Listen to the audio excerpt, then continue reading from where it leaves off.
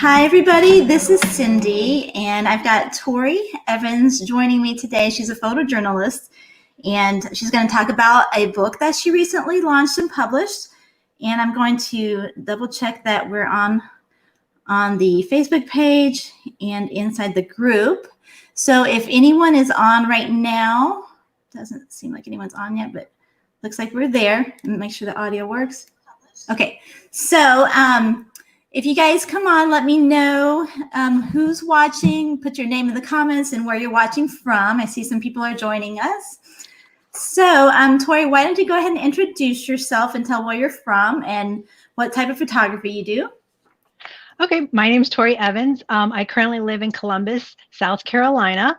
I typically am a concert photographer, but with COVID going on, my photography business had to kind of divert to something a little different. So I started getting into photojournalism. So that's kind of where I'm at right now. And I love what I get to do. Okay. And so you were doing concert photography, and then now you're photographing basic boot camp.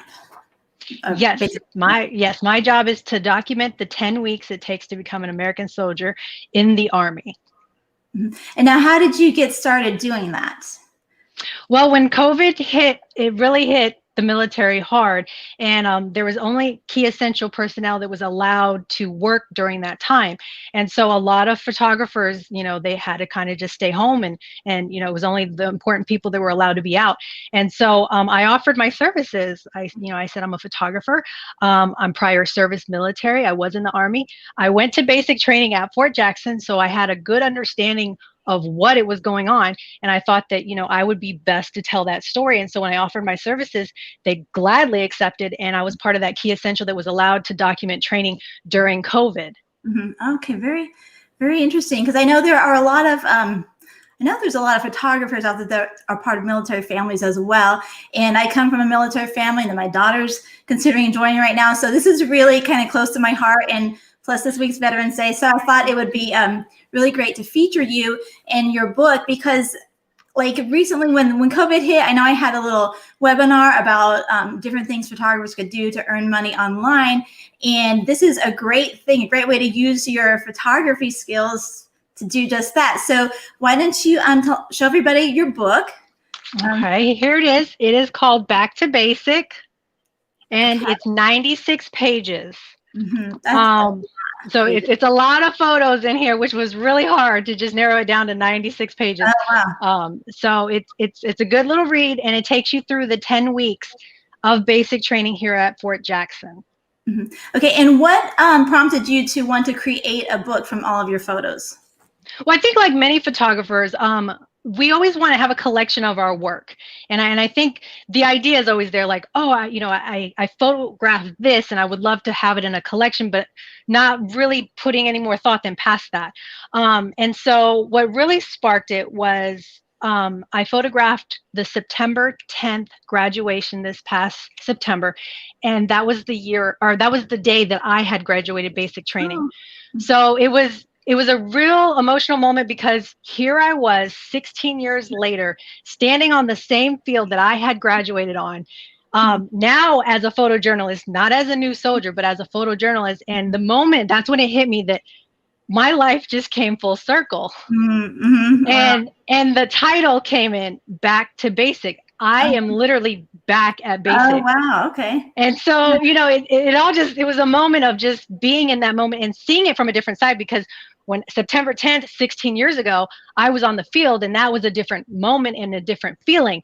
But to be 16 years later on the field photographing the future, mm-hmm. and at a different perspective, mm-hmm. It just kind of, this needs mm-hmm. to be told. Mm-hmm. Oh, very cool.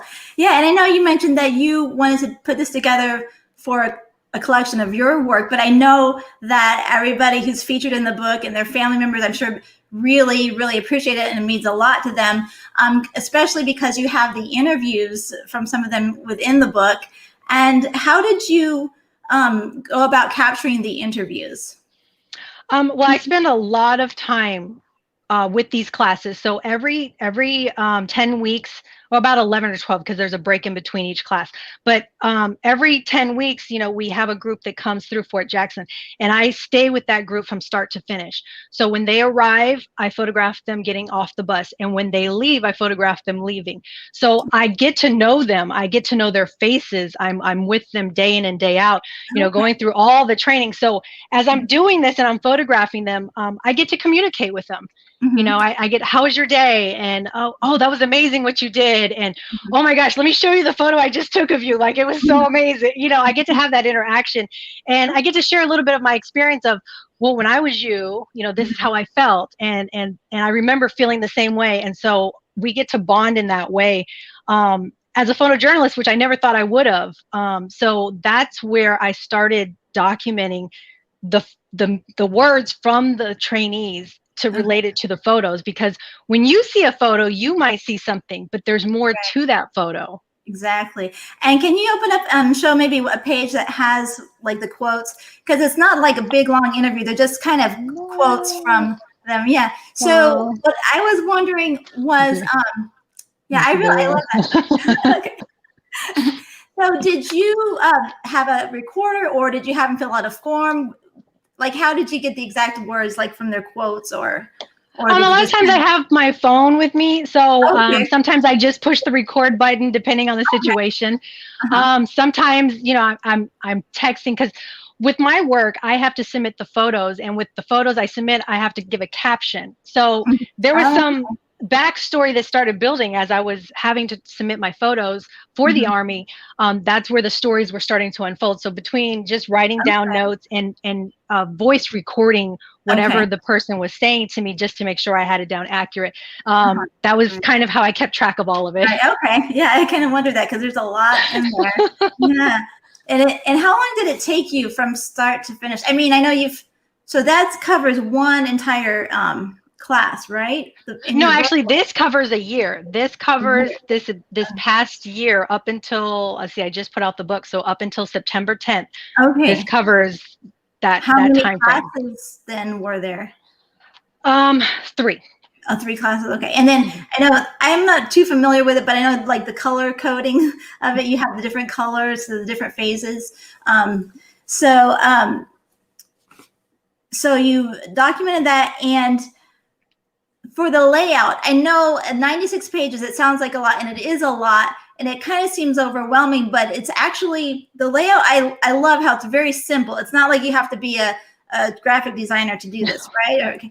So how did you go about laying it out, or did you have someone do that for you? No, so that's kind of where the publisher comes in.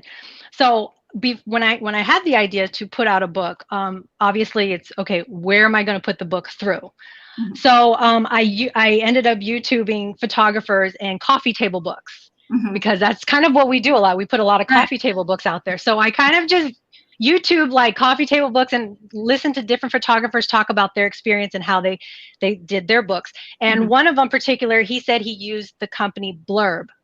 Okay. Yeah. So I ended up looking it up, and I liked their format. They actually had the book size I wanted, because that was a big thing for me when I was looking for how to publish my book.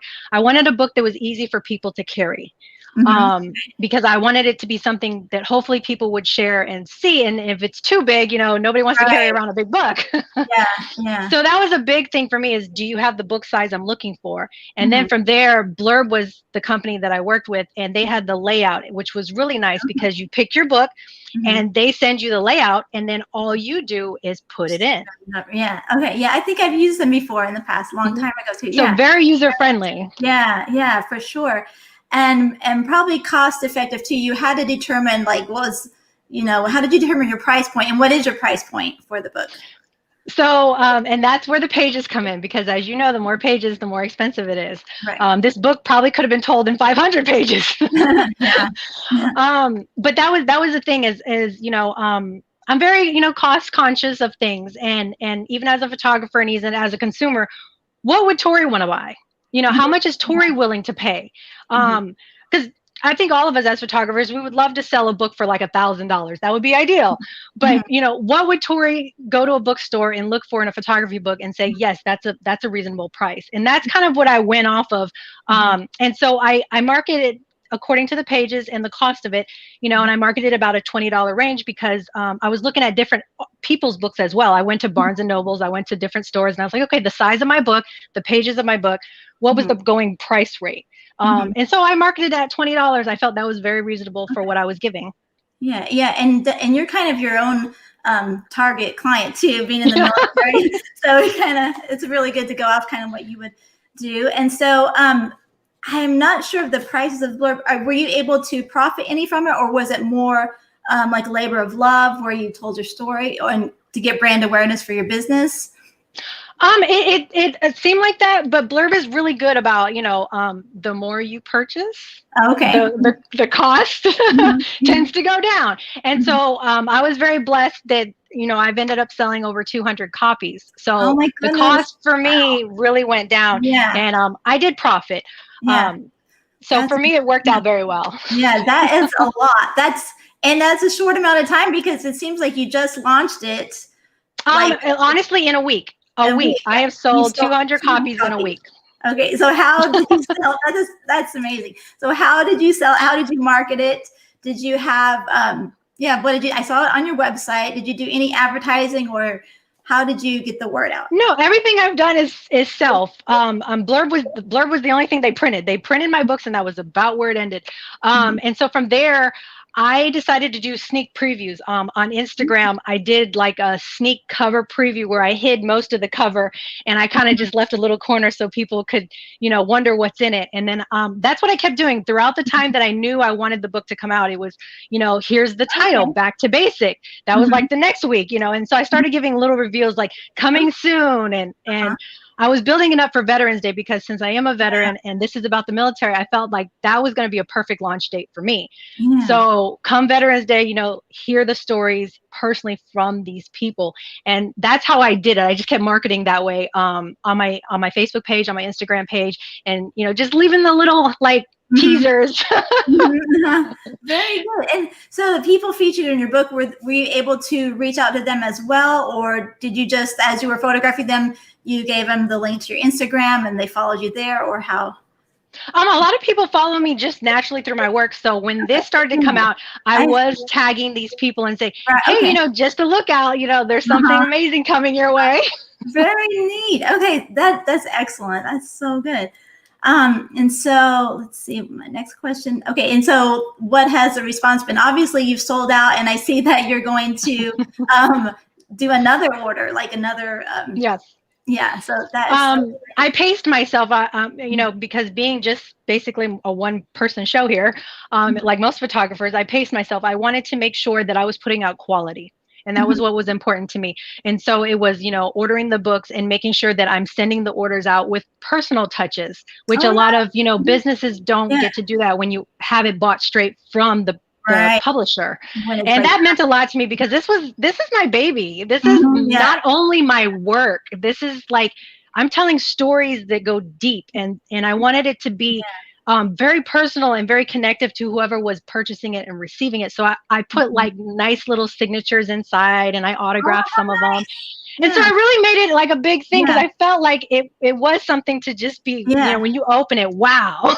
Yeah, for sure. That is so neat. An extra special touch. That's perfect. And so do you have a favorite photo or story that stands out with you? I know you had so many photos, and they're all really great. I mean, and this really, it kind of brought tears to my eyes too when I was looking through it, reading this captions to go with the photos. Like, the photos themselves are great, but when you read the caption, it really, I don't know, really gets you. It really like touches you. So yeah, do you have a favorite one? I do, and I have a little photo of here, right here. He's one of the pages. I like that one. And in this photo, he's holding a picture of his wife, and that means a lot to me, because that Sunday he got news that the Louisiana storm had came through, and he lost his house. Oh my! Oh wow! And here he is here, and his wife is in Louisiana, and he had lost everything through the storm.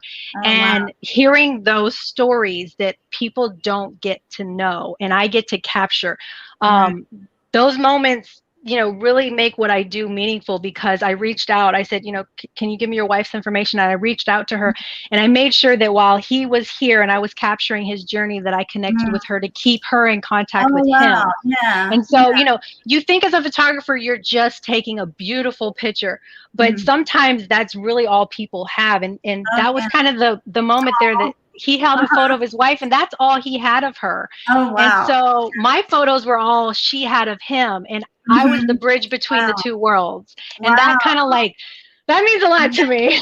Yeah, yeah. Yeah, I think that was one of the photos that touched me the most when I was reading through it. So, yeah.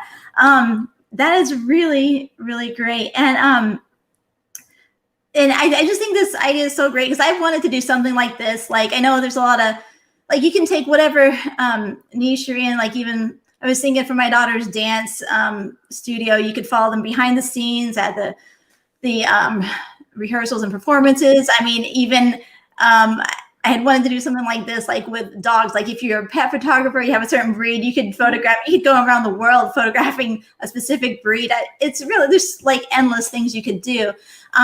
So do you have plans for another book and like a sequel or anything? I probably honestly could write, with what I do, I probably could write 10 million, but I thought of the perspective of the photographer.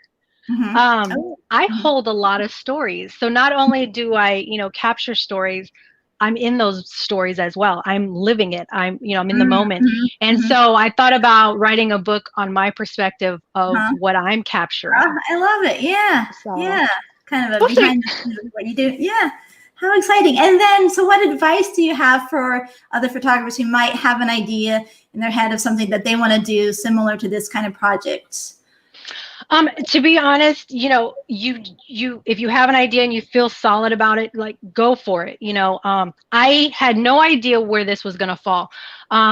I was hoping that, a few copies would have been sold and they would have put smiles on people's faces, especially the ones that are in the book. I thought it was going to be a great book for my kids to one day look back on and say, this is Mom's work. Yeah. And just something my family could be proud of that I did. And that's kind of where the dream stopped. But I didn't take no for an answer. It took a long time to put it together. It went through 2 versions of it where, it wasn't always correct, and the story didn't read how I had hoped. And so you go back and you make the corrections, you go back. And there was a moment I didn't think it was going to get off my computer. My daughter, I looked at my daughter and I had her look at it. And there was a moment where, I think it's because it's your own work and you're so critical. Yes. I said, I don't think anybody's going to care. And my daughter was like, someone will, Mom. And so, it was just that little bit of encouragement that was like, you're right. The worst case scenario, I have something to show my work for in a collection, and that's something to be proud of. And so when I launched it with just, this is me, and hope for the best. And to my surprise, the military has embraced it, and a lot of very important people have received it, which is beyond my imagination. So don't be afraid to just step out and try something, because the worst case scenario, you're back where you were. Yeah, that's so true. Yeah, that's so great, because it turned out to be so much more than you could imagine, I think. Yes. I can totally see this being like a big, I bet you could do like one of those life coffee table books. If you put everything in there one day. And one thing that I saw too is my mom was like, this is something, like you said, it could be used over, but it's going to be historic, because the photos I took are currently of the pandemic we are living in. Exactly. And one day that's going to be historic, where people will look back and say, what was going on in 2020? Yeah, exactly. That's definitely true. So you're documenting history here. So right. Yeah. Well, thank you so much. Thank you for your service in the military, and thank you for creating this and putting it out there, and for talking to me today. So if anyone has any questions, I don't see any right now, but feel free to post them, and I'm sure Tori would be more than happy to answer them. So thank you, Tori. Thank you. For watching. Okay, bye-bye. All right, bye.